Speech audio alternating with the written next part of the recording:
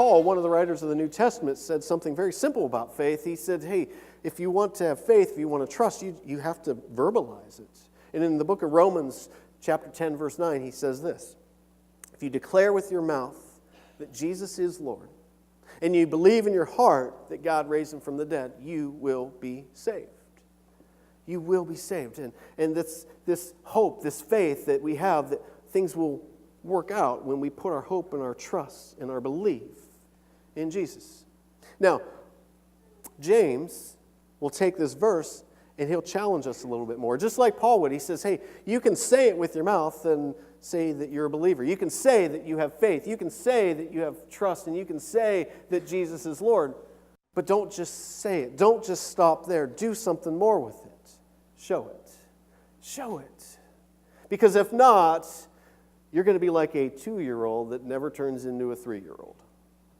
Let me explain that a little bit. So I looked up what the cognitive abilities of a 2-year-old are as they're going through this. And get this. So if you're a 2-year-old, you can recognize yourself in the mirror. You can begin to say no to bedtime and other requests. I think some of us still do that today. You enjoy dancing to music. You imitate adults in their actions and their words.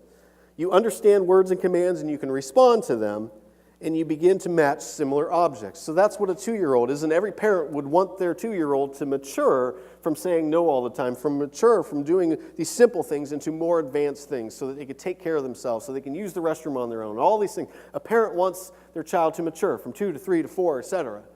Well, God wants us to mature in our faith in the same way. So it brings up this concept. Imagine then if we stopped maturing as Christians as if we stayed like a 2-year-old. What would life like that look like? Well, we would be full of pride. We would be disobedient and disrespectful. We would lack proper communication skills and language. We would worship people, adults, celebrities, entertainers, athletes. We would lack intellect to make decisions, and we would be all about ourselves. That's us today, isn't it? We all lack those abilities, and that's part of this maturing process. That's part of why we need to continue to understand what faith is and how faith plays a major role in our lives, because we need to mature. And that's what James was communicating to these believers. He was saying, I know you're believers already. I know that you've confessed with your mouth. I know that you trust in Jesus and you believe that he is God's Son, that he came to us to earth for you. I believe that. And more than likely, these believers also were baptized, full immersion baptism at that time. And they confessed with their mouths that Jesus is Lord. And here's what happens. They were all in the church of Jerusalem where James was, and then things started to get unsteady, and they left the church. And when they left, it's as if they stopped growing, stopped learning and maturing, and they remained as a 2-year-old.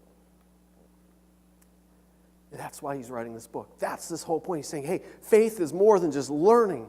It's an action. It's something you've got to do. And an active faith, by the way, as we've been saying all month long, is a maturing faith. Now that we're on the same plane, now that we're treating each other okay, now that we're listening and speaking okay, let me show you my faith a little differently. Let me show it to you.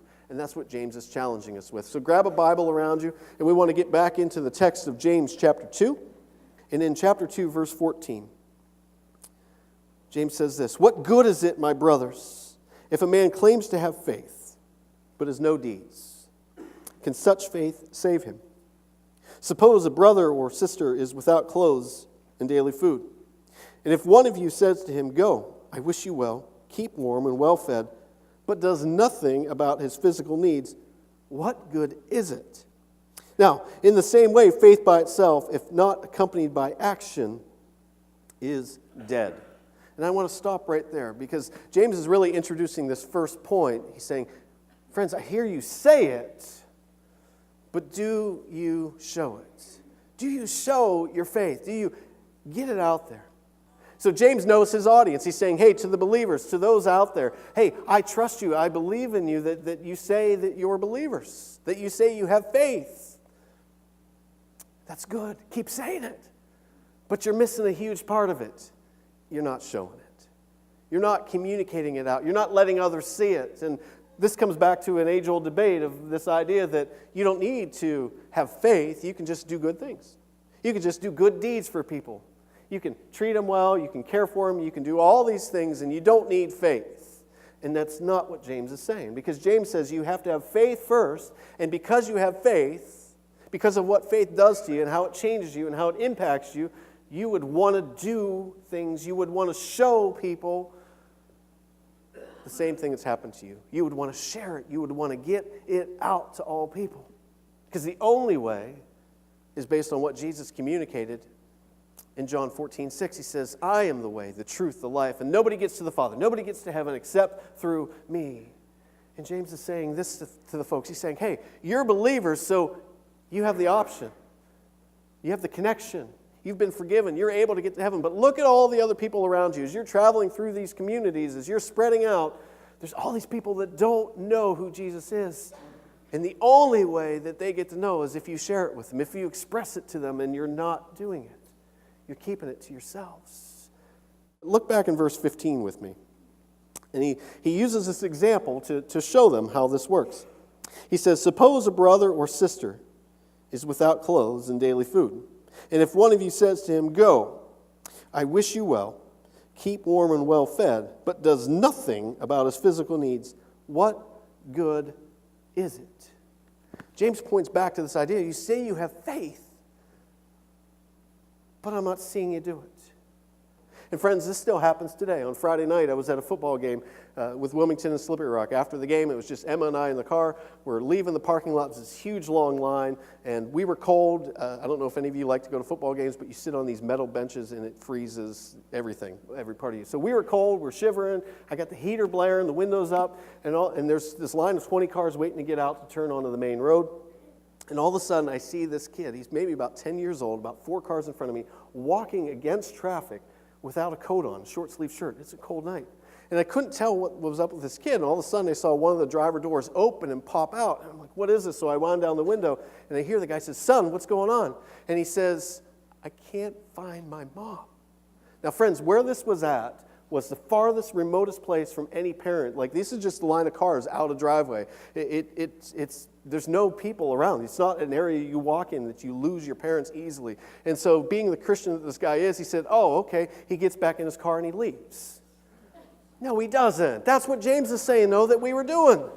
That's what James was saying. He said, hey, you believers, you would see that need and you'd say, oh, I hope you find your mom. Hey, get a jacket on, too. And then you get back in your car and go.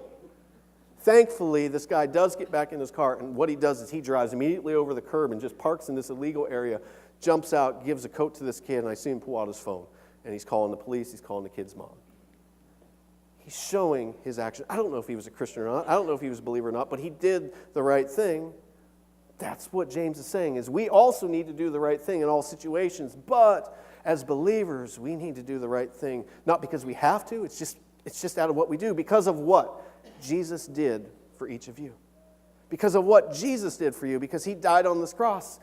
The mess that you were, the mistake that you think you were, the problems that you have, the past that you're suffering with, all those things that you're building up in your head, Jesus said, hey, I got this covered.